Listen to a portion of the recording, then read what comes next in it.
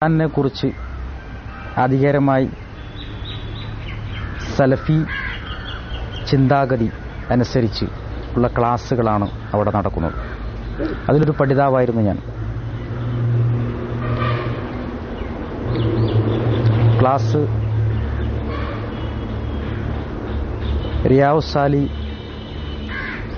എന്നുള്ള ഹദീസ് ഗ്രന്ഥവും അതോടുകൂടി ഖുർആനിൽ നിന്നും ആധികാരികമായ സൂറത്തുകളായ സൂറത്ത് യൂസുഫ്, സൂറത്ത് മൂമിൻ, സൂറത്ത് ലുഖ്മാൻ എന്നുള്ള വലിയ വലിയ സൂറത്തുകളെ കുറിച്ച് തന്നെ അവിടെ ആധികാരികമായി പഠനങ്ങൾ നടക്കാറുണ്ട്. ഒരു ദിവസം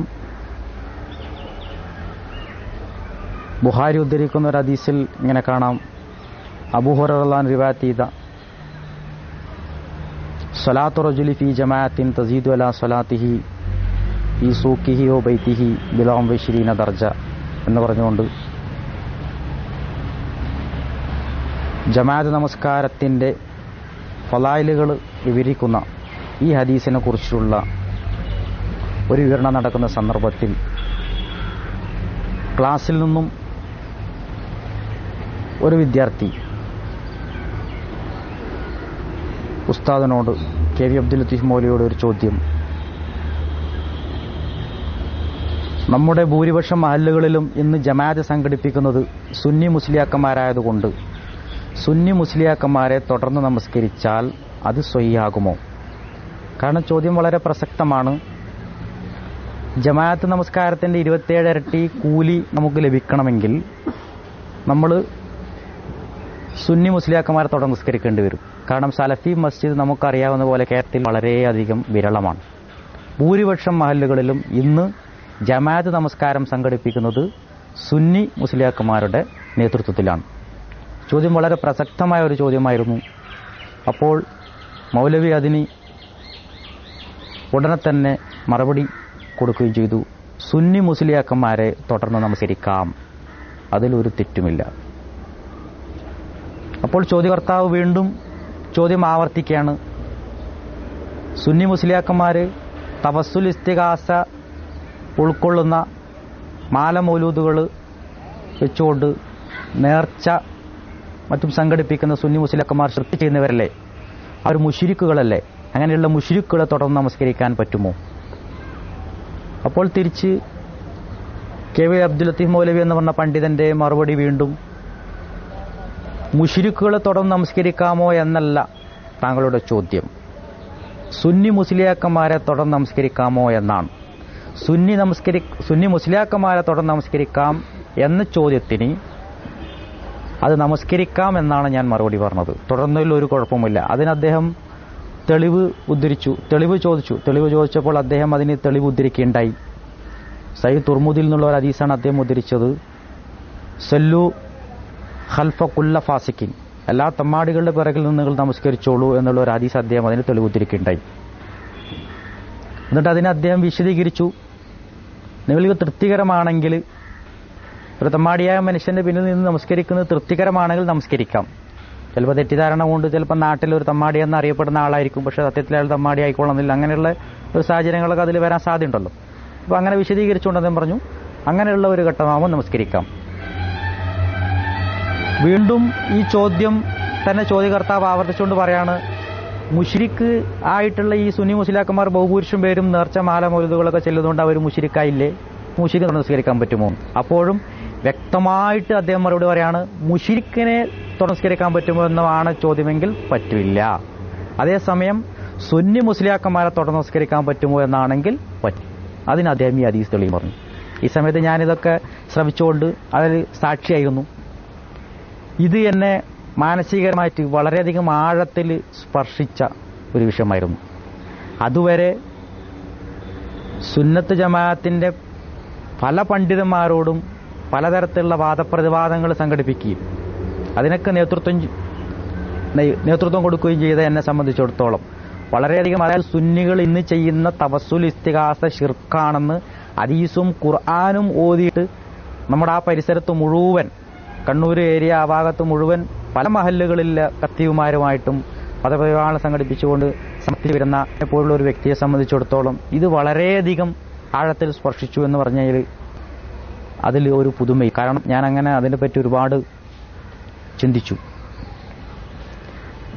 ഈ സംഭവം കഴിഞ്ഞു ഒരു 1-2 ആഴ്ചകൾക്ക് ശേഷം നമ്മുടെ അടുത്ത പ്രദേശമായ പഴയങ്ങാടി സലഫി മസ്ജിദിൽ അബ്ദുൽ ഹക്ക് സുല്ലമി ക്ലാസ് കൊടുത്തുകൊണ്ടിരിക്കെ സദസ്സിൽ നിന്നും ഇതേ ചോദ്യം വീണ്ടും ആവർത്തിക്കുകയാണ് വേറൊരു വ്യക്തി. സുന്നി മുസ്ലിയാക്കന്മാരെ തുടർന്ന് നമസ്കരിക്കാമോ? അപ്പോൾ ആധികാരികമായ അദ്ദേഹത്തിന്റെ 10 വരെയാണ്, പരമാവധി തുടർന്ന് നമസ്കരിക്കാതിരിക്കലാണ് ഉത്തമം. അപ്പൊ എന്താ നമ്മൾക്ക് അതിൽ മനസ്സിലാവുന്നത്? മുഖ്യഘട്ടത്തിൽ തുടർന്ന് നമസ്കരിക്കാം, പരമാവധി ഒഴിവാക്കലാണ് ഉത്തമം. ഇവിടെ നമ്മൾ ചിന്തിക്കേണ്ട ഒരു കാര്യം, മുജാഹിദ് പ്രസ്ഥാനം അവരുടെ പ്രസിദ്ധീകരണങ്ങളിൽ കൂടിയും കാസറ്റുകൾ കൂടിയും പണ്ഡിതന്മാരുടെ പ്രസംഗങ്ങളിൽ കൂടിയും ആധികാരികമായിട്ട് ഇന്ന് കേരളത്തിൽ ജീവിച്ചിരിക്കുന്ന പണ്ഡിത സമൂഹമടങ്ങുന്ന ബഹുഭൂരിപക്ഷം സുന്നികളും ശിർക്ക് ചെയ്യുന്നു, അവരുടെ വിശ്വാസം ശിർക്ക് കലർന്നതാണ് എന്ന് അവർ വ്യക്തമായി സ്ഥാപിച്ചുകൊണ്ടിരിക്കെ ഇത് വിശ്വസിച്ചുകൊണ്ട് അവരുടെ കൂടെ പ്രവർത്തിക്കുന്ന നമ്മെ പോലെയുള്ള പ്രവർത്തകരുടെയും വിശ്വാസം അതുതന്നെയാണ്. ബഹുഭൂരിപക്ഷം വരുന്ന സുന്നികൾ ശിർക്ക് ചെയ്യുന്നവരാണ്. തവസുൽ ഇസ്തിഗാസ അംഗീകരിക്കുന്ന അവരൊക്കെ ശിർക്ക് ചെയ്യുന്നതോടുകൂടി അവരൊക്കെ മുശ്രിക്കയക്കുന്നു. അവരെ തുടർന്ന് നമസ്കരിച്ചാൽ നമസ്കാരം ശരിയാകില്ല. ഇനി എന്റെ തന്നെ അനുഭവം പറയാം. മുഖ്യഘട്ടത്തിൽ ഞാൻ സുന്നി പള്ളിയിൽ നമസ്കരിക്കാൻ വേണ്ടി ഇമാമിനെ തുടർന്ന ഘട്ടങ്ങൾ ഉണ്ടായിട്ടുണ്ട്. ആ സമയത്ത് ഞാൻ ചെയ്യാറ്, ഇമാമിനെ തുടരുന്നു എന്നുള്ള നിയത്ത് വെക്കാതെ ഇമാമിന്റെ കൂടെ നമസ്കരിച്ചിട്ടുണ്ട്. തൃപ്തി വരാത്ത ചില നമസ്കാരങ്ങൾ ഞാൻ അവിടുന്ന് വീട്ടിൽ നിന്ന് മടക്കി നമസ്കരിച്ചിട്ടുമുണ്ട്. അത്രത്തോളം ഞാൻ ഒരിക്കലും ഒരു സുന്നി മുസ്ലിയാക്കന്മാരും തുടർന്ന് നമസ്കരിച്ചിരുന്നില്ല.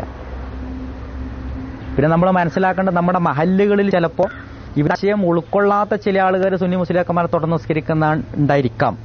പക്ഷെ ഒരിക്കലും ഒരു സലഫി ആദർശം, അതായത് KNMന്റെ ആധികാരികമായിട്ടുള്ള അവരുടെ ആദർശം ഉൾക്കൊണ്ട ഒരൊറ്റ വ്യക്തിയും ഇന്ന് നിലവിലുള്ള ഒരു സുന്നത്ത് ജമാഅത്തിന്റെ ഒരൊറ്റ പണ്ഡിതനും തുടർന്ന് നമസ്കരിക്കൂല. കാരണം ഒരു മുശ്രിക്കിനെ തുടർന്ന് നമസ്കരിച്ചാൽ നമ്മുടെ നമസ്കാരം ശരിയാകില്ല എന്ന് ഉറച്ചു വിശ്വസിക്കുന്ന ആളെ സംബന്ധിച്ചിടത്തോളം തുടർന്ന് നമസ്കരിക്കുന്ന ഒരു പ്രശ്നം തന്നെ അവിടെ ഉദിക്കുന്നില്ല.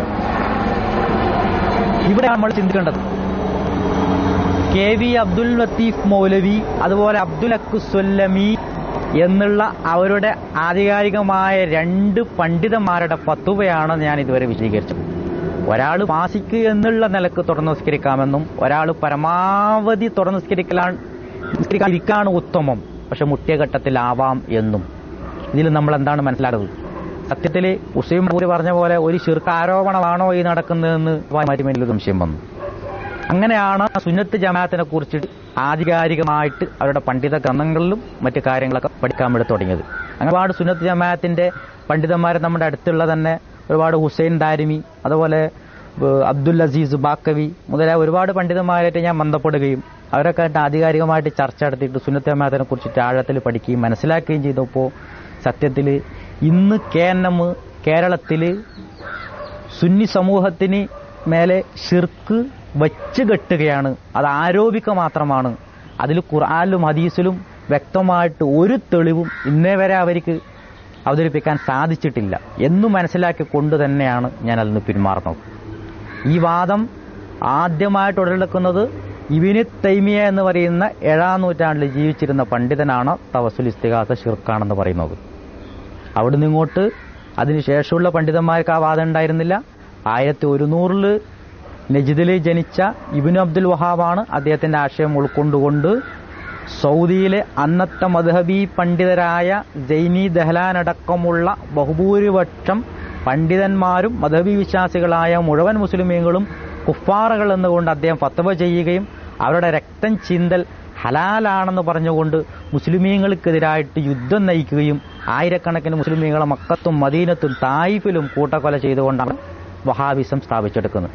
ആ വഹാബിസത്തിന്റെ പതിപ്പാണ് കേരള നെതുവത്തുൽ മുജാഹിദീൻ എന്ന് പറഞ്ഞ് നമ്മുടെ നാട്ടിൽ ഇന്ന് പ്രവർത്തിച്ചുകൊണ്ടിരിക്കുന്നത്.